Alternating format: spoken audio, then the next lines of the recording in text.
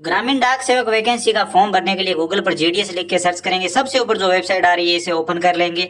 यहाँ पर सबसे पहले आपको रजिस्ट्रेशन करना होगा, उसके बाद फॉर्म भरना होगा। यहाँ पर रजिस्ट्रेशन का ऑप्शन है और उसके बाद आप यहाँ पर अप्लाई ऑनलाइन पे क्लिक करके फॉर्म भरेंगे और उसके बाद यहाँ पर आप फीस पेमेंट करेंगे। सबसे पहले रजिस्ट्रेशन वाले इस ऑप्शन पे क्लिक करेंगे। यहाँ पर क्लिक करने के बाद यहाँ पर स्टूडेंट की बेसिक डिटेल आएगी, मोबाइल नंबर आएगा और ईमेल आईडी। यहाँ पर मोबाइल नंबर और ईमेल आईडी को वेरीफाई करना होगा, ओटीपी जाएगा, तो दोनों को यहाँ पर दर्ज करेंगे और वैलिडेट मेल और वैलिडेट मोबाइल नंबर पर क्लिक करेंगे और ओटीपी देंगे और वेरीफाई कर देंगे। यहाँ पर ओटीपी थोड़ा सा अटपटा आता है, इसमें अल्फाबेट में आता है ABC इस प्रकार का, तो वो आप देख लीजिए। यहाँ पर नॉर्मल जो आधार ओटीपी आता है उस प्रकार का ओटीपी यहाँ पर नहीं आता, तो आप वो ओटीपी अपने हिसाब से देखकर और मोबाइल नंबर और ईमेल आईडी दोनों को यहाँ पर वेरीफाई कर लीजिए। वेरीफाई होने के बाद यहाँ पर स्टूडेंट का नाम आएगा। सबसे पहले यहाँ पर एक चीज देखिए, जो नाम है वो 10वीं की मार्कशीट के अकॉर्डिंग होना चाहिए। उसके बाद फादर का नाम, डेट ऑफ बर्थ, ये सब 10वीं की मार्कशीट के हिसाब से। जेंडर यहाँ पर सिलेक्ट करेंगे। उसके बाद ये ऑप्शन ट्रांसजेंडर के लिए कम्युनिटी यहाँ पर सिलेक्ट करेंगे, यानी आपकी कास्ट कैटेगरी कौन सी है, जनरल है, ओबीसी है या CST है,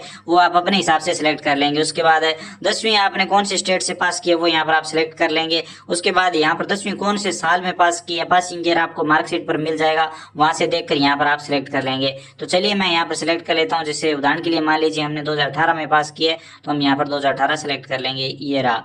तो ये सिलेक्ट हो गया। उसके बाद यहाँ पर जो कैप्चा कोड दर्ज करना वो ये कैप्चा कोड है, यहाँ पर दर्ज करेंगे, सबमिट पे क्लिक करेंगे।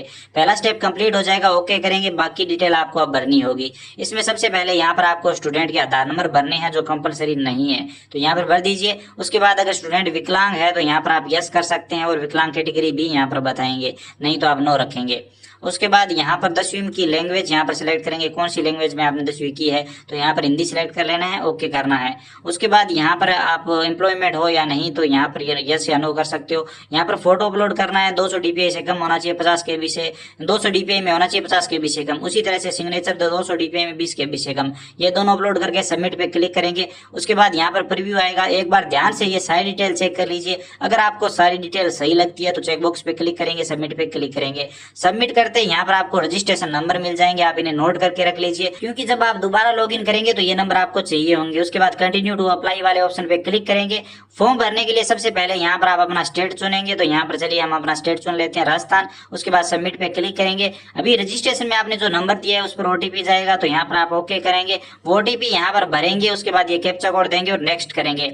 नेक्स्ट करने के बाद फॉर्म शुरू हो जाएगा, जिसमें सबसे पहले एड्रेस भरना है। वर्तमान पता में आप अपना घर नंबर, विलेज, पंचायत, यहाँ पर पिन कोड दर्ज कर देंगे। अब वर्तमान पता और अगर आपका स्थायी पता एक ही है तो चेकबॉक्स पे क्लिक करेंगे। उसके बाद यहाँ पर जो एड्रेस होगा वो यहाँ पर ऑटोमेटिक आ जाएगा। लेकिन अगर आपका परमानेंट एड्रेस यानी स्थायी पता अलग है तो आप अलग अलग भी भर सकते हैं।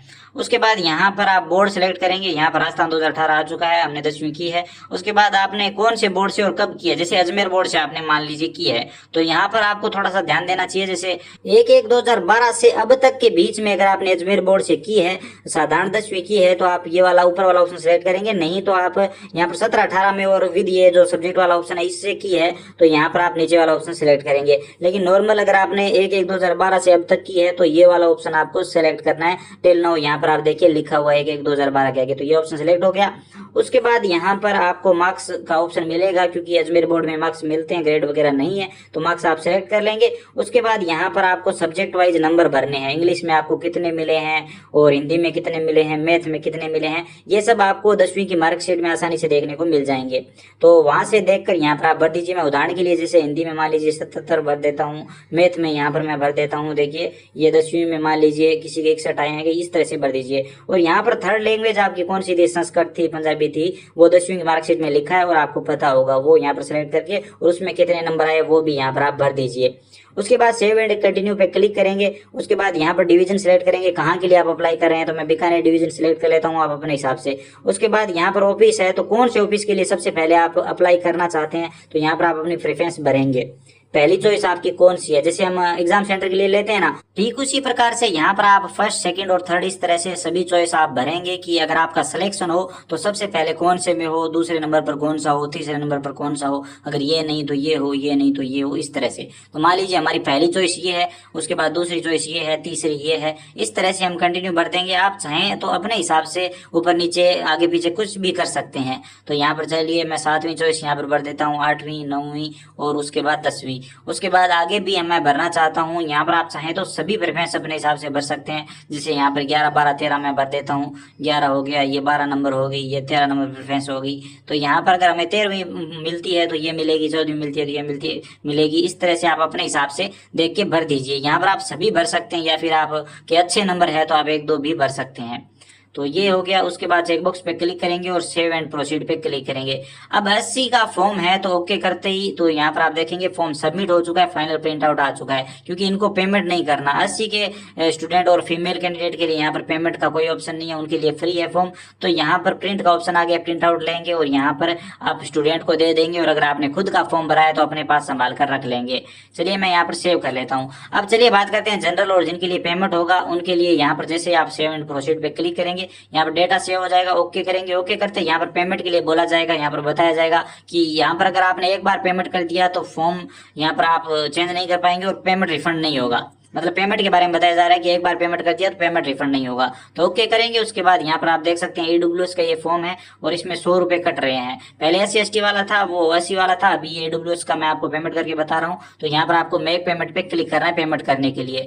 तो पेमेंट के लिए जैसे मेक पेमेंट पे क्लिक करेंगे तो यहाँ पर आपको पेमेंट गेटवे मिल जाएगा। बहुत सारे ऑप्शन आपको देखने को मिलेंगे, जिसमें यहाँ पर आप देख सकते हैं आप क्रेडिट एंड डेबिट कार्ड से पेमेंट कर सकते हैं, यानी ATM कार्ड है तो आप ये ऑप्शन सेलेक्ट कर सकते हैं।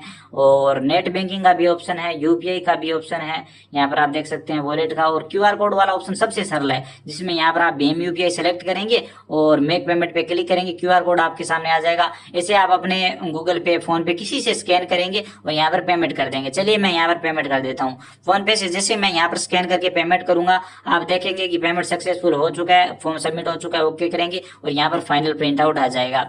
ये प्रिंट आउट ठीक उसी प्रकार से आप प्रिंट निकाल के कस्टमर को दे देंगे, या फिर आप अपने पास संभाल कर रख लेंगे। आई होप आपको वीडियो पसंद आया होगा। वीडियो पसंद आया तो लाइक करिए, शेयर करिए, चैनल को सब्सक्राइब करना ना भूलें।